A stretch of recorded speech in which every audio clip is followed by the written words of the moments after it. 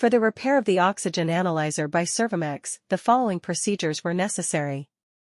Replacement of various electronic components and general cleanup of the unit. For testing we use 220V AC power supply, a multimeter, a flow meter, a pressurized air and a nitrogen 0.1%. We begin the calibration process with oxygen. After the analyzer has been running for about 1 hour to warm up, we set a low air pressure at the input of one of the flow meters.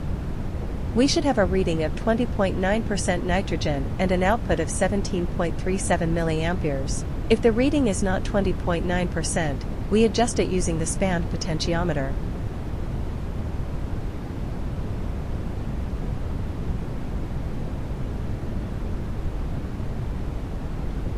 Next, we introduce nitrogen at the analyzer's input.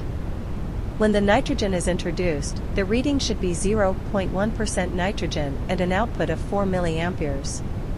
If the reading is not correct, we adjust it using the zero potentiometer. Once these adjustments are made, the analyzer is ready for operation and has been properly calibrated.